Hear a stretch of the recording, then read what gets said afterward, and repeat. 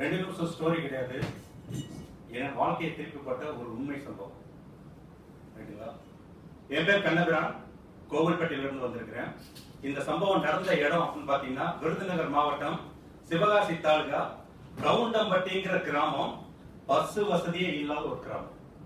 இந்த கிராமத்துக்கு ஒரு 20 நாளுக்கு முன்னாடி பாத்தீங்க அப்படின்னா ஒரு ஹோம் மீட்டிங் விஷயத்துக்காக நாங்க போயிருந்தோம். அங்க பாத்தீங்கன்னா அந்த கிராமத்தில் மக்கள் எல்லாருமே பாத்தீங்கன்னா பட்டாசு தொழிற்சாலையில் வேலை பார்க்கக்கூடிய மக்கள். சமீபத்தில் இருந்த தொழிற்சாலை விபத்தினால பட்டாசு தொழிலாளருக்கு சரியான வேலைவாய்ப்பு கிடையாது. அதனால என்ன பண்ணலாம் அப்படி துடிச்சிட்டு இருக்க நேரத்துல தான் எங்களுக்கு விஷயம் கிடைச்சு நாங்க போனோம். சோ நாங்க போய் அந்த இடத்துல பாத்தீங்கன்னா ஒரு சாயந்தரம் ஒரு 6 மணி நேரம் இருக்கையில கிட்டத்தட்ட ஒரு 15 பேருக்கு வந்து இந்த விஷயத்த வந்து எடுத்து சொன்னோம். எடுத்து சொன்ன விஷயம் வந்து பெரிய விஷயம் கிடையாது.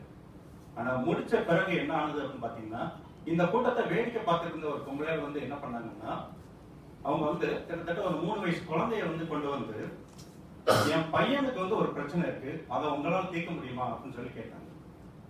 என்ன பிரச்சனை அப்படின்னு சொல்லி கேட்டப்போ பையனுக்கு வந்து 3 வயசு ஆகுது. அவனுக்கு தைராய்டு பிரச்சனை இருக்கு. அது மட்டும் கிடையாது, அவனை பார்க்கும்போதே பார்த்தோம்னா வயிறு வந்து பாத்தீங்கன்னா நெஞ்சில ஏறி இருக்கு. இந்த பையனை பார்க்கும்போதே ஒரு வித்தியாசமான தோற்றமா தெரியும். இது மட்டும் இல்ல சார், சரியா சாப்பிடுறது இல்ல. வேதனைப்படக்கூடிய விஷயம் என்னன்னா என் பையன் இன்னைக்கும் வந்து பாத்தீங்கன்னா பேசுறது கூட வாய் திறக்க மாட்டேங்க சார். அதுதான் சார் கண்ணீர் விட வேண்டிய விஷயம் அப்படின்னு சொல்லி அந்த அம்மா கண்டுக்காம. இப்ப நம்ம கிட்ட இருக்கிற விஷயத்த கொஞ்சம் யோசிச்சு பார்த்ததுல நாங்க ஒரு சொல்யூஷன் கொடுத்தோம். என்ன சொல்யூஷன் கொடுத்தோம்னா, ஒன்னும் வருத்தப்படாதீங்க, நம்ம கிட்ட இன்விகோங்கிற ஒரு புரோட்டீன் பவுடர் இருக்கு, இதை கொஞ்சம் எடுத்துக்கோங்க. கொலஸ்ட்ரால் அப்படிங்கிற ஒரு டேப்லெட் இருக்கு, இதை எப்படியாவது கொடுங்க. சார் பையன் டேப்லெட் வந்து முழுங்க முடியாது, நீங்க வருத்தப்படாதீங்க, பருப்பு சாதம் பிணைஞ்சு கொடுப்பீங்க இல்லையா, அதை வந்து ஒரு பொடியை கலந்து டெய்லி பையனுக்கு காலையில சாயந்தரம் கொடுங்க. ரைட்டுங்களா? இதை எடுத்துக்கோங்க. இது போக நீங்க ஃபாலோ பண்ண வேண்டிய விஷயத்தையும் எடுத்துக்கோங்க. 15 நாள்ல நீங்க எங்களுக்கு தகவல் கொடுப்பீங்கம்மா அப்படின்னு சொல்லிட்டு வந்தாச்சு. இப்ப நடந்த விஷயம் என்ன அப்படின்னு பாத்தீங்கன்னா ஒரு 4 நாளைக்கு முன்னாடி காலையில 7 மணி இருக்கும். ரைட்டுங்களா? நல்லா தூங்கிட்டு இருந்தேன். அப்போ ஒரு போன் வந்தது. போன் வந்தப்ப என்ன நடந்தது அப்படின்னா அதே ஊர்ல அதே கிராமத்துல அந்த பெண் பேசினாங்க.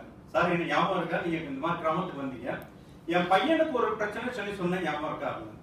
சொல்லுங்கம்மா அப்படின்னு. சார் உண்மையிலே என்ன சொல்றேன் அப்படின்னா எனக்கு தெரிஞ்ச கடவுள் வந்து நீங்க தான் சார் அப்படின்னு சொன்னாங்க.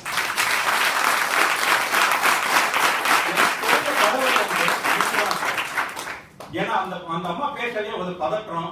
ரைட்டுங்களா? அந்த பாடி லாங்குவேஜ் எல்லாமே அவங்களோட வார்த்தையில வந்து எனக்கு தெரிஞ்சது. என்ன சொல்றீங்க அப்படின்னு கேட்டப்போ என் பையனுக்கு இத்தனை இருந்த பிரச்சனை இல்ல, அந்த வயிறு ஏறி இருந்த பிரச்சனை இப்போ ஒரு வாரமா அந்த பிரச்சனை இல்லை. ஒண்ணு. அடுத்து என்ன அப்படின்னு கேட்கும்போது என் பையன் இப்ப கொஞ்சம் கொஞ்சமா பேசுறதுக்கு என்னை அழைக்கிறான் சார்.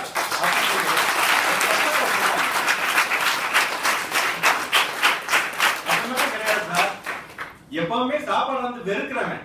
ரைட்டுங்களா? இப்ப வந்து நல்லா வயிறார சாப்பிடலாம் சார், இதை விட எனக்கு வாழ்க்கையில என்ன சார் வேணும் அப்படின்னு சொல்லி சொன்னாங்க. ரொம்ப சந்தோஷம். அதுக்கடுத்து ஒரு சந்தோஷமான விஷயம் சொன்னாங்க. என்ன சொன்னாங்கன்னா அந்த பையன் காலையில எந்திரிச்சு போய் அந்த டப்பாவை எடுத்து அவனே ஒரு டேப்லெட்டை வாயில போட்டு மென்னு தின்னு தண்ணி குடிச்சிட்டு போயிடுறாங்க.